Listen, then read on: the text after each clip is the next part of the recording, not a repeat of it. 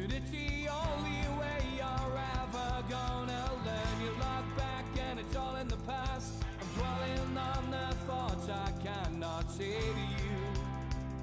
If I don't say the words, then maybe it's not true.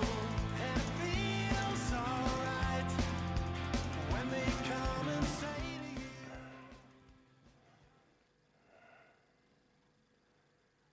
Good evening, my name's Steve Wraith. I'm Malcolm MacDonald. And I'm John Gibson. And this is NUFC Matters.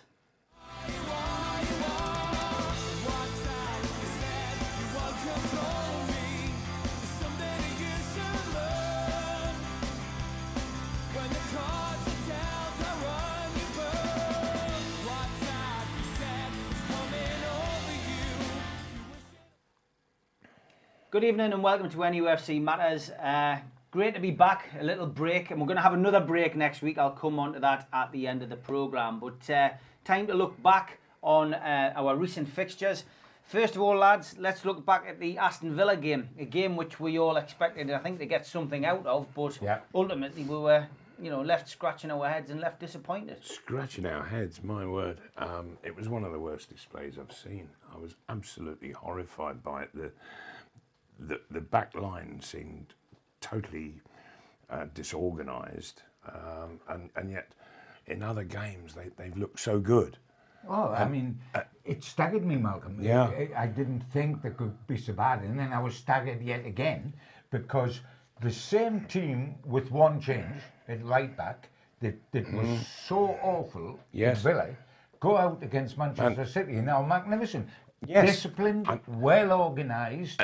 And they go behind twice and the heads never dropped on either and it's occasion. Inexplicable. How why are they so bad at Villa, who are a pretty poorish side by comparison to them going out against Man City. And all right, Man City were a much better footballing side, but over the 90 minutes, Newcastle matched them for effort and for so many things. I mean, and certainly goal scoring, they matched them. The whole season now is starting to take shape, and it's going into an obvious pattern, which is at home they're very difficult to beat. They've gone 6 games unbeaten since the opening day of the season when they lost to Arsenal. And in that 6 games, they've played the 2 Manchester Giants, they've beaten Man U, and they've drawn with City. Okay, there was a couple of dodgy draws with Watford and Brighton in there, but it's 6 games unbeaten at home. Away, more often than not, I think they've won 2 and lost 5, more often than not to get turned over. So that they've now got an immediate divide of when they go away, can we expect much? And when we're at home, we can expect a real fighting performance anyway. Well, against Aston Villa, there at Villa Park, it horrified me to see the back four in such disarray. The midfield, well, I couldn't find them. No. I really couldn't find them. I was searching the television screen, and we've got much bigger screens than we used to have decades ago, and still I couldn't find the midfield at all. Let's be optimistic. That game's 2 games ago. We've forgotten that. It's gone. The point I'm making, though, John, is are they saving themselves up for the big boys and not putting the same in against the lesser fry? I take the point you make. Like that's we the get concern results that I against have. Spurs and Manchester United and Man City, but we don't in the smaller ones. Watford outplayed Newcastle at St James Park, and they're bottom of the league. I mean, the thing that bothered me was the Iron down there, and I really do want to forget about Villa and talk more about Man City. Well, let's move on. That was the last game, wasn't it? Well, it was. We had to touch on Villa because that's where we finished off, and it was, for me, it was disappointing. We didn't turn up.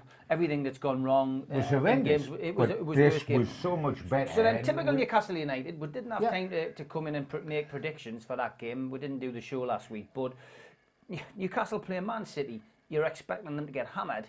and we come away with a creditable point, a 2-2 draw. Oh, without a shadow of doubt. And all this sort of the sadness that we found down there, like the indiscipline on giving away the 2 free kicks at Villa that led to the goals, and then the indiscipline on the way those free kicks were executed. We got a different thing up here. And the thing that really delighted me up here, Malcolm and Steve, up here against City, was that we knew there was a great likelihood Newcastle would go behind, because Man City are a good attacking side. They desperately needed a win to stay on the coattails of Liverpool, so we expected Newcastle might go behind. They went behind twice. Yes. And their heads did not drop. No. And they went behind to a stumping goal by De Bruyne. Yes. With Yes, about it 8 was. minutes to go. And you think, how cruel is that? They had time to come back. They said, come come again. on. And you could see them all geeing each other up. They came again. And they got it's right back into the game. an equally superb strike. If De Bruyne had a great strike, and my Joe, wasn't it? I mean, Shelby's Shelby, right foot he drive didn't look to strike it hard or anything. It Controlled, was pure placement with a lot of curl that took it away from the goalkeeper. Yeah. I thought it was an absolutely magnificent goal. No, it was 100%. I think you're right. The heads didn't drop. The character was there for all to see.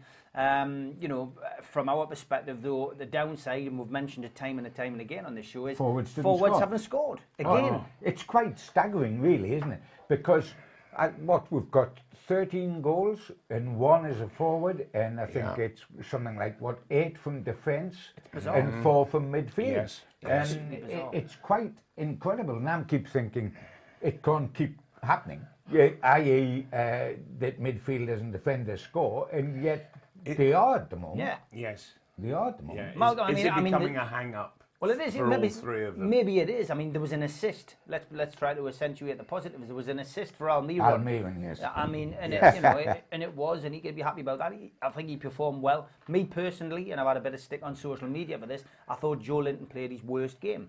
Some people must have been watching a different game to me, because I thought he wasn't getting up for the headers. He looked lethargic, and Steve Bruce must have seen the same as I did, because he took him off and put Dwight Gale on, who we've spoken about. Quite early took him off instead of the last 5 minutes.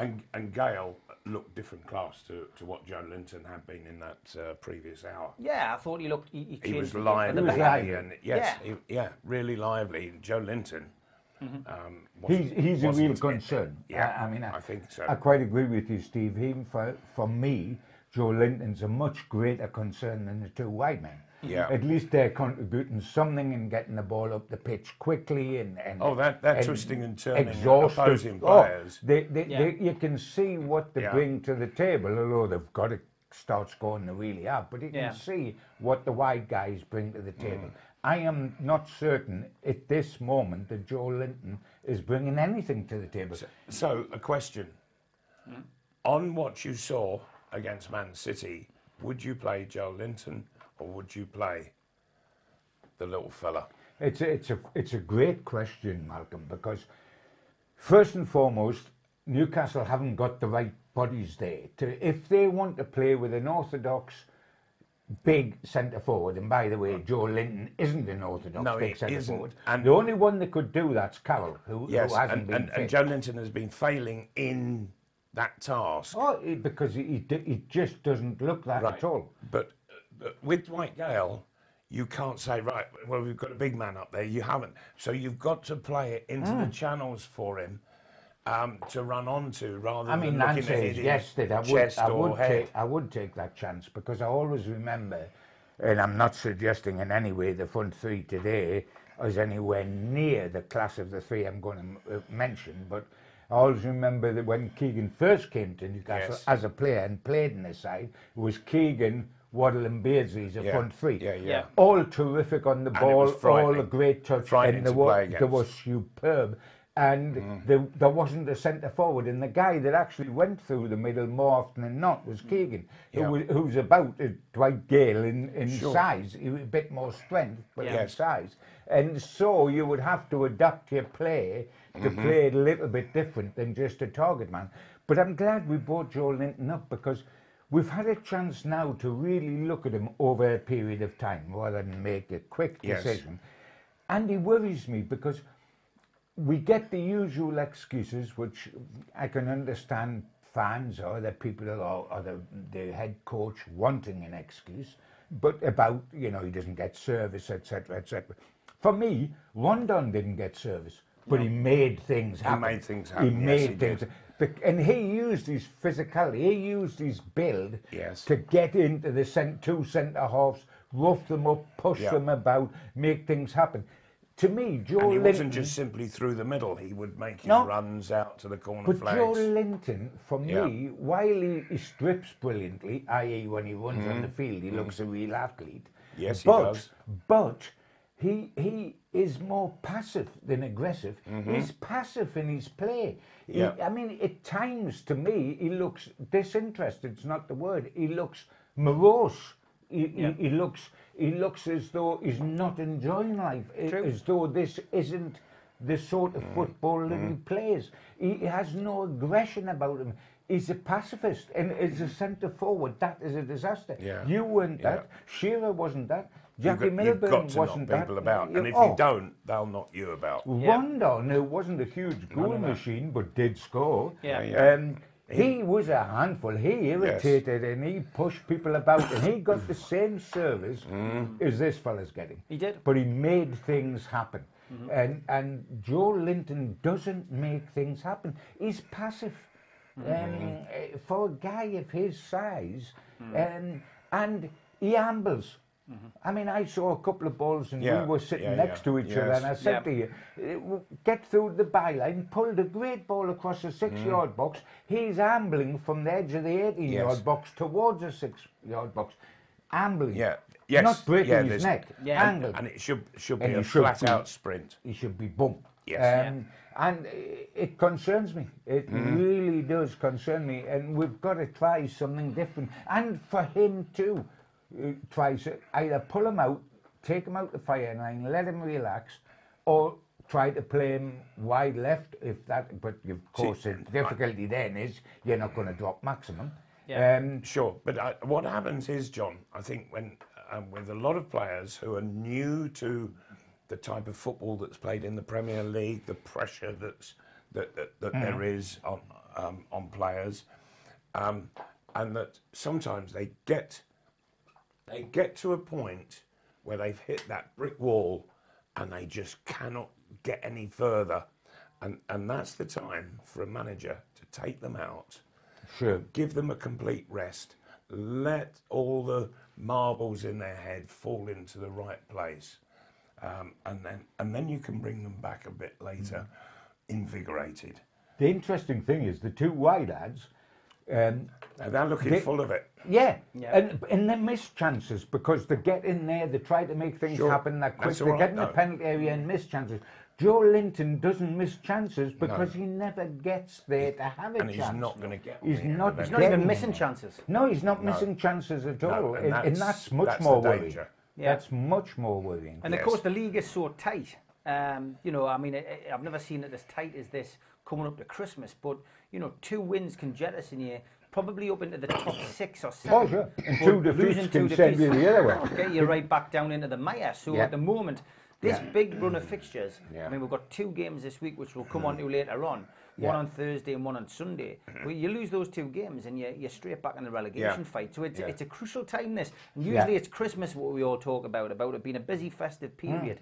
So it is going to be interesting. That's the big danger time, Yeah, good. Let's move on. Let's look at Shelby. Sorry to interrupt you, John. But look at Shelby. Shelby, we haven't been Shelby's biggest fans on this show either. You know, for good reason. He's, we've said he's lazy. We've pointed out all the things which annoys you. But look at him in the last 2 games. I mean, the Villa game was everything that was bad about Shelby. Yes. The Man City was everything that was good. Yeah. And he did a great portrayal of the Invisible Man.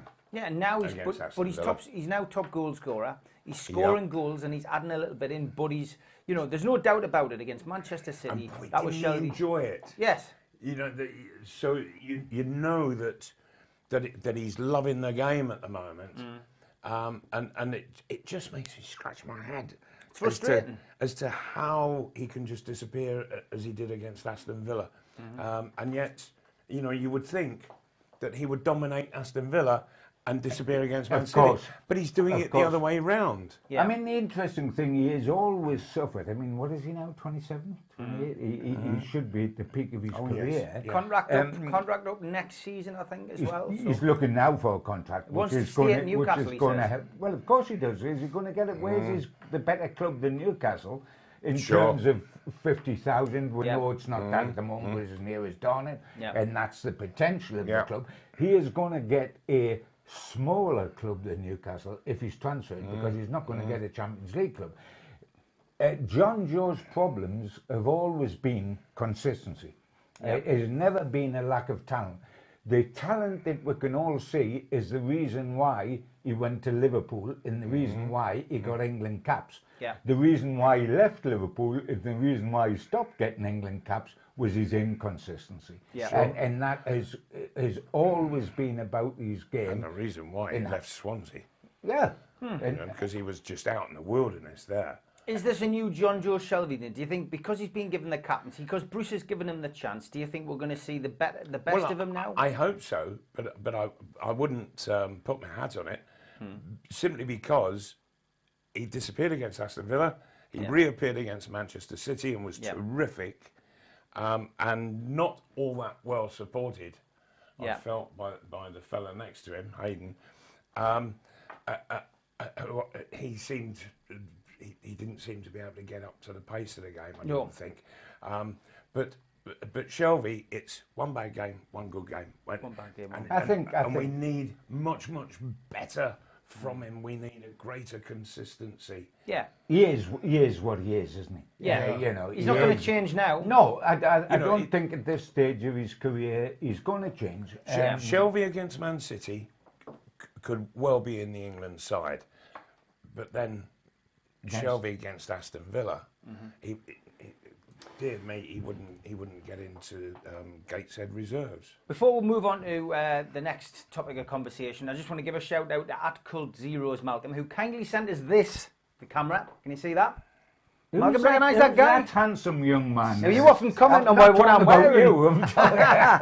Malcolm MacDonald, it's a big thank you to a Fulham fan. Really? A Fulham fan? @Cult0s on Twitter, who sent us that. He's also kindly said, because he enjoys watching the show, even though we're not talking about the black and white club that he supports down at Craven Cottage, that he'll throw in a one for a viewer. So anybody who can log on to YouTube tonight and subscribe to NUFC Matters, you put yourselves in the hat for winning this T-shirt. So if I ask you to do that now, I can keep an eye on who basically logs on to YouTube and who subscribes tonight to NUFC Matters.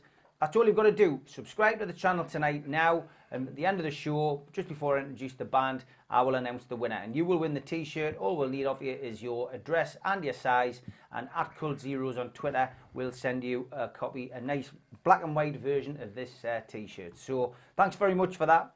Much appreciated. Absolutely. I don't get one. Well, Malcolm, if you want one, now's your time. What You size know would you who like, you Malcolm? are. Or do we do this discreetly? I think a size bigger than mine, I think, would be appropriate for Malcolm. What are you trying to say? Well, just slightly wider, because you've always had that strut You about always you on had the the pitch. shoulders. Yeah, I haven't got the shoulders, you see. Gibbo, do you want one for bed as well? Yeah, I think we should be sitting here with Superman. We should, yes. Absolutely. Yeah. Gibbo goes to bed It with is Malcolm. There's your Christmas. headline. There's It your is headline. Christmas. Well, I used to go to bed with Albert Bennett, which is the old story, the Morecambe and Wise story. This is But for the X-rated NUFC That's a Matters. different thing. After the watershed. Right, back on to serious matters. Richie, sad to say, but obviously in the time that we've had off for the last couple of weeks, Matt Ritchie had an injury setback on the training ground and so another sad. operation. It is so sad, sad yeah. because a heart the size of a frying pan. Yeah. I know Willems has come into his position, or the position that Matt was playing, left and has wing back, and has really done built well. into it, Oh, hasn't he? done terrific. But Yeah. Matt can play in several positions. He can play as an out-and-out winger, which Yeah. is what he was on either side. Mm-hmm. His attitude is wonderful, coming off the box, off got a the bench fantastic is wonderful. attitude. If we have a penalty, incidentally, he's the only one that can take a penalty in the squad. Think about it. And it's sad. And you know what angers me really, Malcolm, as well, is I remember watching the game that he was injured in, which is Leicester City in the League Cup, not the 5-0, the 1-1 up here when we lost on penalties. And the tackle by the boy that tackled him with his feet off was horrendous. It was. And should have been, when it happened, not with hindsight, a red card. He didn't get it. It was bang on half time, if you remember. And Brendan Rodgers, who's no fool, took him off within a minute of that tackle because he knew what was coming in the second half if he didn't do that, and they would be down to 10 men. I was really, really aggrieved by that tackle at the time. I thought it was shocking, and not enough was made of it. And I don't think they could do anything in hindsight because he did get yellow carded, I think. So they couldn't go back to it. An exam didn't say, right, you know, we're going to suspend you. But it was a dreadful tackle. It was, and you'll be, as I say, you know, when you get to the business end of the season, we hope that he's back, and it'll be like a new player coming in. Yeah, what you've got to remember is, of course, that the age that he's at, he's turned 30, hasn't he? And so it takes that bit longer to recover. Oh, it's awful. From those kind of injuries. It is very, very sad. 100%. Steve Harper, back at the club, goalkeeping coach. I mean, it's a feel-good factor story, good PR, but he's very good at his job, you know, got all his qualifications, and he's a Geordie. It's beyond Steve, the goalkeeping coach. He's going to link in with the academy, but they're still keeping Simon Smith as head of the goalkeeping department as the coach. But when I talked to Steve way before this season, he was very anxious, and he took his badges. He was very anxious to be a coach, but not to restrict himself to being a goalkeeper coach. He wanted to be an out coach. Yes, I understand that.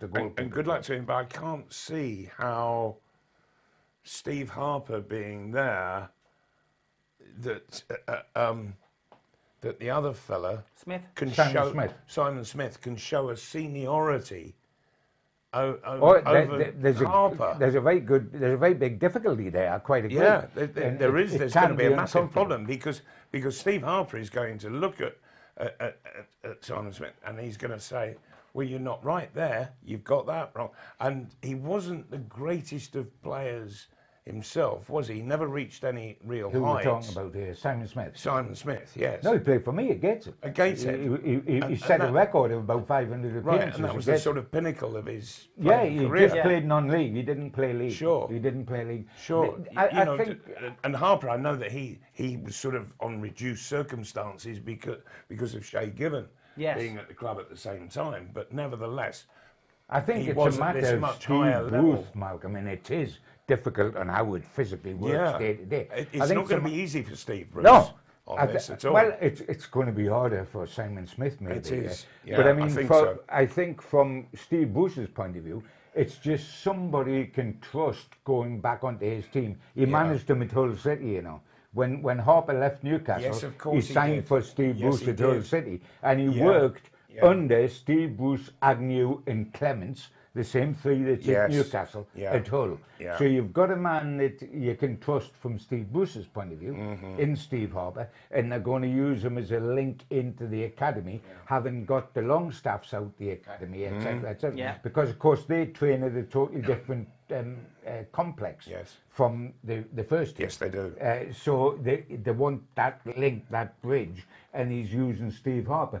Though what Stephen will do day to day with the first team, I'm not quite certain. No, and it's going to be interesting to see how it pans out. But I like the man, and I hope it works. I like Steve Harper, and he's got a heart of gold, and I hope it works. He's a lovely fella. It is a positive, you know, it's a feel-good factor story. It is. Injury-wise, again, Andy Carroll was, you know, get away. You can keep him in for the rest of the season in the injury. You know better than us. Was it bruised ribs? Was that the excuse? Well, yeah, but the amazing thing is, bless him, he's getting injured and never playing. He's getting injured in training. I mean, he's just got.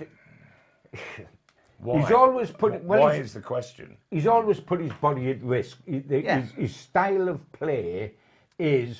From being a kid, I mean, not now, from being a kid, is I go out there and I I'm Joshua in the penalty area, and he stretches and pushes and pulls me, and his body's taking its toll because there's a fragility there, obviously, as well. Obviously. And I don't think he's ever going to be sustainable fit. No. The interesting thing is he's got nowhere near starting a game yet, and we've talked about Joe Linton and the lack of goals up front. If ever there was an opportunity to start a game at Newcastle is the United, perfect time. is now. Yeah. He's not been able to do that. We're coming to Christmas, if you like, halfway through the season. His contract's only for the season. What's going to happen to him at the end of the season? Yeah. If he's not fit to help us now, and I know it's a pay as you play situation, but there's still a basic wage to pay. It's still a shirt taken, and everybody's talked about, well, the reason why we're not starting with either Carroll or Gale, despite the lack of goals up front, is because they're not fit. Now, in Carroll's situation, I understand that because he physically isn't fit. In Gale's situation, you're talking about match fitness now, not physical fitness, because the trouble he had at the beginning of the season is gone. And the only way Gale is going to get match fit is by playing. By playing. And Absolutely. if you don't It's the play only him way because he he's can not get- match fit, it's a chicken and egg the only way it situation, isn't it? happens. The only way he's going to get fit is by being on the field. The half an hour that I saw of him, I would start him in the next couple of games. Yeah, Sheffield certainly. United and Southampton, a great surely he's opportunity. going to That start gets in him one match of the fit. two because it's 2 games in less than 72 hours. Yes. Yeah. So spreading the load with certain people would be a good thing.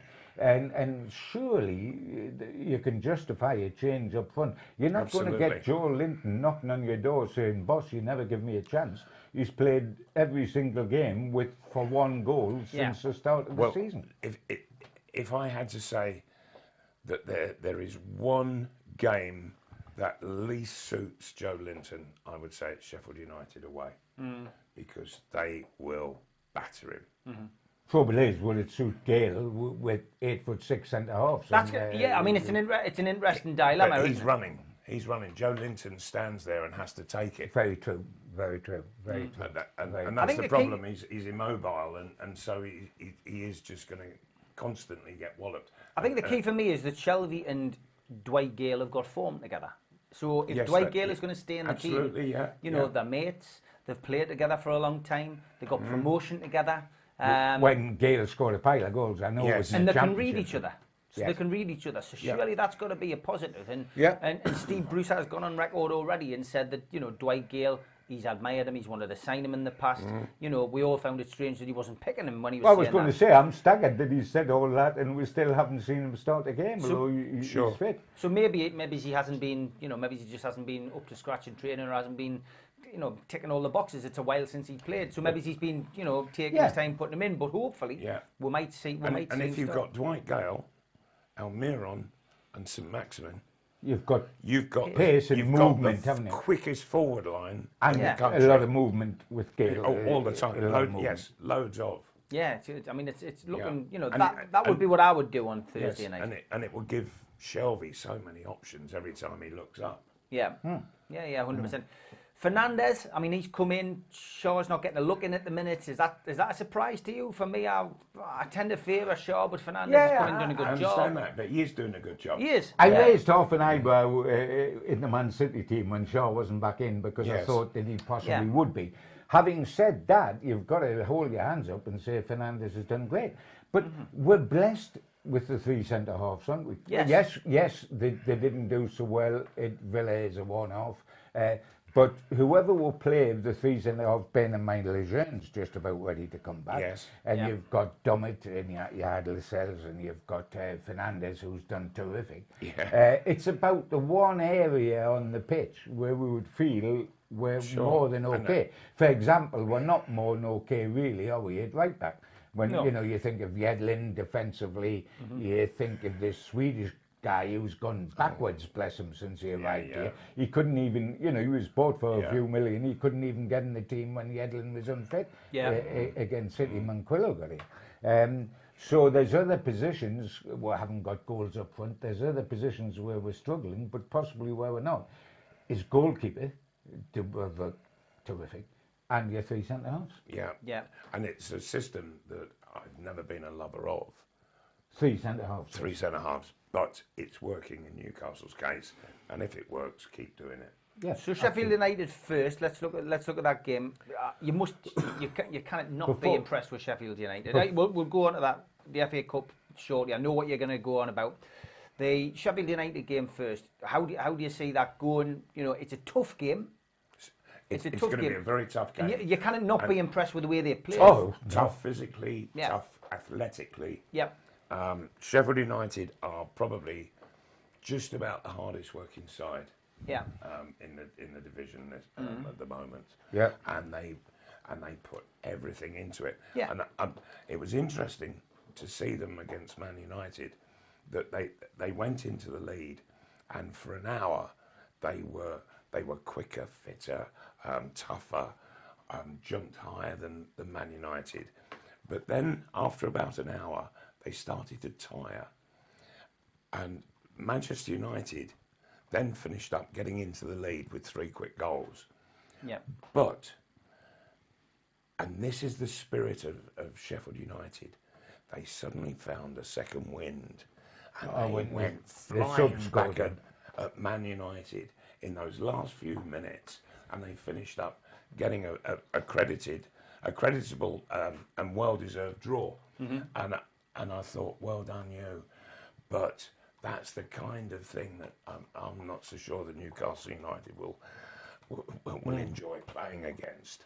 I mean, because it's sheer effort. They just don't give up. No. This overlapping centre-halves always makes me smile as well, because it's in dead revolutionary, and yes, it's so different to play it. But it reminds me a little bit, that's what I used to talk to Dan Peacock about, because in the entertainer side, you said Kevin Keegan had overlapping centre-half. Only trouble is I wasn't one of them. Philip Albert was down playing in their box, and I'm standing on the bridge down here. And I said, you're a very lucky boy, because what his ultimate aim, Keegan, was he wanted an overlapping goalkeeper. He was so attacking-minded, he wanted an overlapping goalkeeper. But you talk about overlapping centre-halves, and they do that. They do go and keep us slotted. And it's a breath of fresh air. It's different, it's original, and it's working. I mean, this doesn't matter for Thursday night, but what I'm going to be interested with Sheffield United is if they stay up, and I believe they will, and I hope they do, because they deserve to. It'll be interesting next season to see if people have worked out their tactics, because their tactics have been totally new to the Premier League this season. Yes, they have. And sides are sitting there and saying, ooh, wait a minute. But it won't be new next season. I do remember it happened to Huddersfield, though, when they came up. They'd had a great start of the season, were sitting top of the Premier League, and then they got found out the second half of the season. Yeah. It can happen like that. It does. Oh, yeah, it can. It does. Watford was another one that they finished second, didn't they? It's But often then the second they were found season. out the second season. If we look at it, which is what you were asking originally, Steve, if we look at Newcastle playing on Thursday night at Sheffield United, what a one to forecast that is. If we went on current Newcastle United form, which is away from home, they lose 5 out of 7.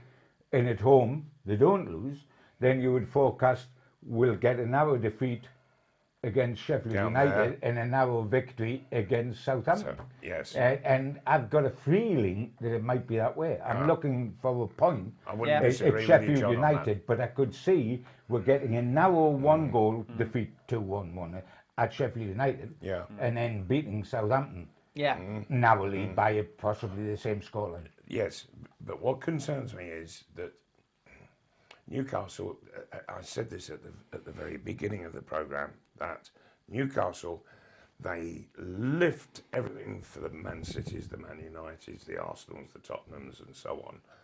But then when it comes to Southampton, are they just going to go flat again? It's so difficult to predict. It's so difficult to predict because they're Jekyll and Hyde. Very. You just don't know what team's So are you going to go for a draw, do you think, Thursday night with Sheffield United? That's my hope. My belief is that they might lose by a goal. But my hope is a draw, and I'm certainly going for them winning a nervy. And if they do lose, it will be nervy against Southampton. But Newcastle to beat Southampton. What about you, Mal? Well, if Newcastle are seriously prepared to match the physicality and the running power of Sheffield United, which they can do because Newcastle are a fit side, I'll go for a draw, and I can see goals being scored. Yeah. So Okay. I'll go for 2 each. That's my hope. Is a draw. Yeah. My hope is. Yeah.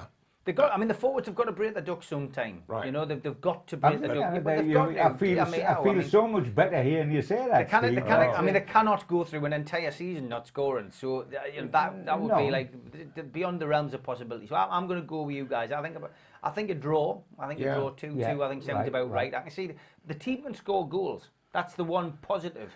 Forwards might not be scoring goals, but the team seems to be scoring goals. If Joe Linton is left out and Dwight Gale is given his first start, that might just change the situation for the other two, St Maximin and Almiron. Yeah. And that they find that there's something else going on that Dwight Gale has brought into the side, and it will spark them off.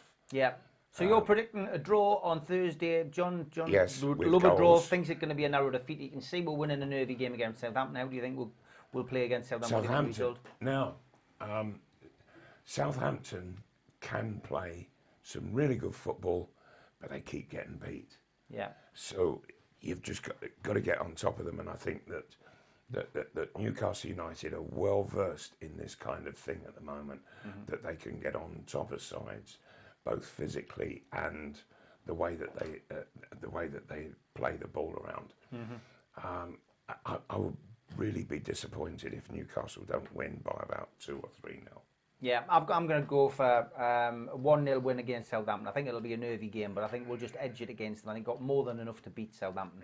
I mean, one of the reasons, apart from the obvious, which is we must beat Southampton to keep the points difference, is it's the 50th anniversary of Newcastle United this year winning the European Fairs Cup. Of course. And the whole of the Fairs Cup squad are guests of Newcastle United for a big lunch before the game with Southampton on Sunday. Good. Very nice. I'm going along Lovely. with them, which is wonderful. They're going on the pitch at half time to see the fans, etc.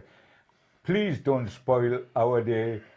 The Fairs Cup lads days. Let's have a victory from the modern side to go with that. I would love to see that, and I do think it'll happen. I think it might be nervous. The old fingernails might be getting bitten again, but I do think we'll win.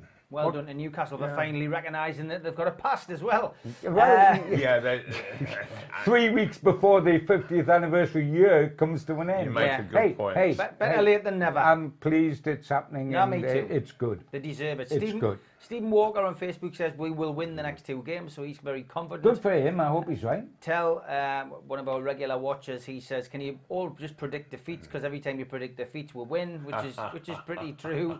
Why do you think we do it, big man? Is that us, or is it Newcastle United? Maybe Brucey's tuning in and watching the show. Last thing we're going to finish off with tonight is obviously the FA Cup draw. And to be honest, we always prepare notes before the show. And maybe it's a subliminal message to myself here that I actually forgot about adding that to the list. Probably because I've just given in on the fact of us ever having a cup run again. Because, I can understand that, mate. I think that's probably why I didn't add it to the list. But John quite rightly pulled us up on it and said you haven't mentioned the FA Cup draw. Sure. So Rochdale or Boston away? Yes, yep. Right, Yep. first and foremost, I am absolutely sick and tired of managers not taking the FA Cup seriously. Yep. Newcastle United are not going to win the Premiership. No.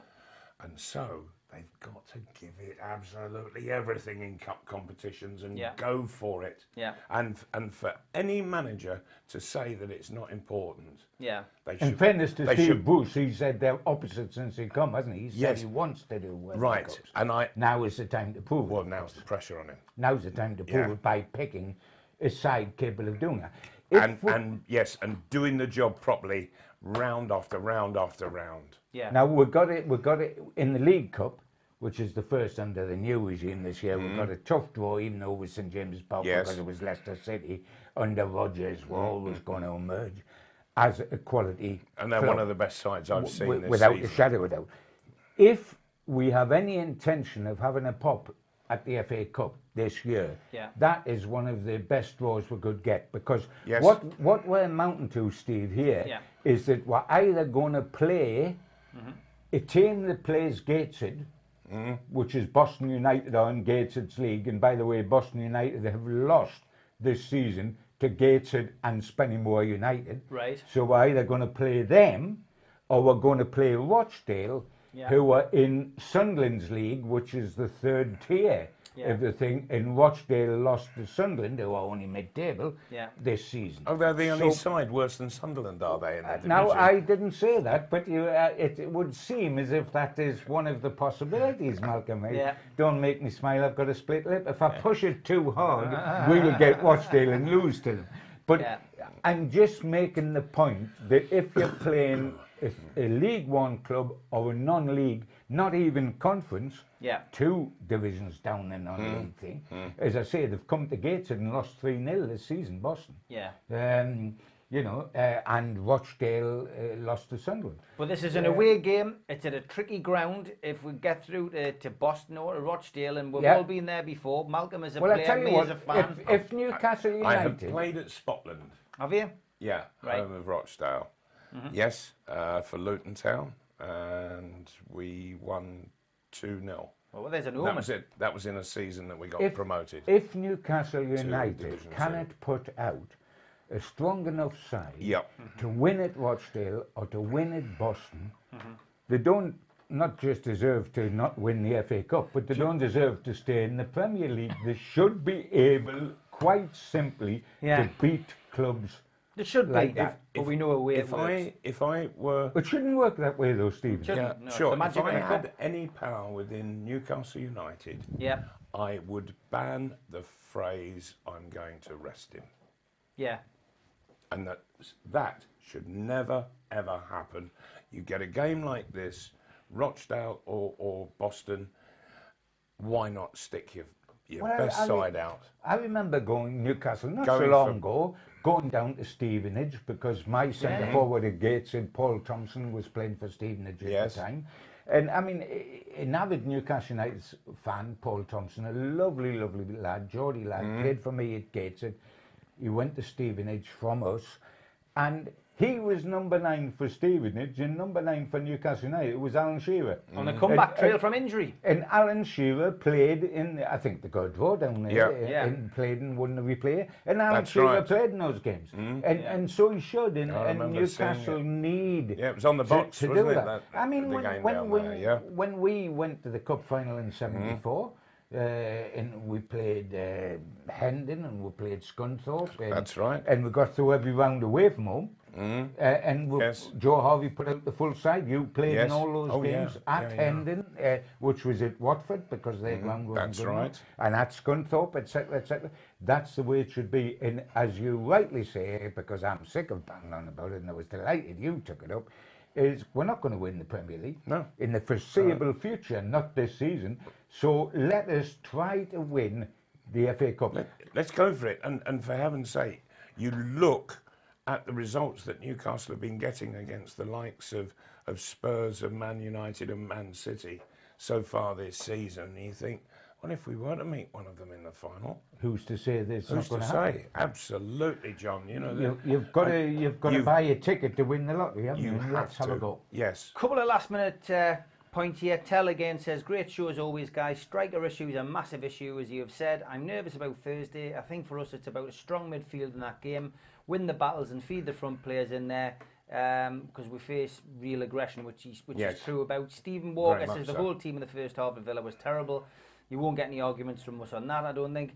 Paul Saunders says, hi guys, Joe Linton will come good. He's getting no service at all. He's playing with his back to goal 90% of the time. He's not run-done type of player. Gary Brown says, Super Mac, my boyhood hero. My first game was his hat-trick against Liverpool, so he's happy to see you, Malcolm. Maybe he wants the T-shirt. But yeah, look, great, as always on Facebook, always nice to get those kind of comments. And even Gibbo's getting stopped in the street in Prudhoe now, and people saying that they've seen him on the show, which is good. Which is quite amazing. I was well pleased. No, which is good. So congratulations to Steve Hewitson, who is the winner of our T-shirt tonight from @Cult Zeros. So we will pass your details on, Steve, to the lads there, and thank you very much for supplying that T-shirt. A big thanks to UK Collection Services, as always, for sponsoring the show. Thanks for all your hard-earned cash putting into towards the setup and the Christmas decorations. I hope you've noticed. What quality, Steve? Absolutely. We are quality, impressed. my friend. But couldn't we I light thought the that was candle? I thought it was a Christmas cake. I was going to eat it. So we've got no show next week because our two guys who do the show are covering a pantomime. Oh yes, they are. And Not those two. Those these two. guys- but we've got to get our Christmas shopping in. And they've got to get a Christmas shopping. So we will be back in 2 weeks' time to have a Christmas special, and then we're going to have a well-deserved break. So we're going to hand over now to Hector Gannett. All hail, all glory. That sounds quite religious. And we'll be back in 2 weeks' time. So that's all from NUFC Matters. Good night. Good night. All hail, all glory to the dead. Dulce et decorum.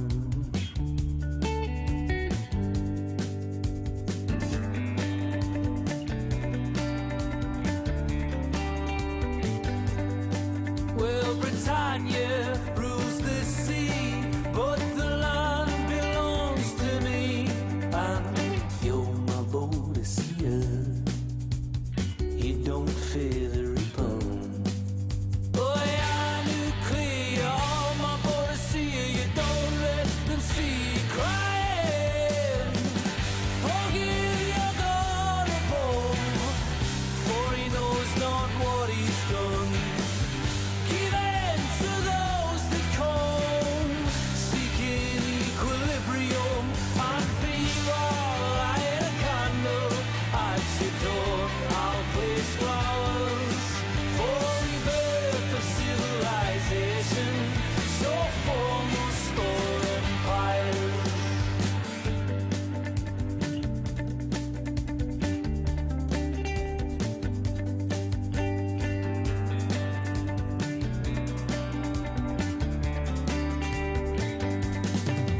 All hail, all glory to the dead. Pro patria mori. God Almighty, rain down, reach your fist upon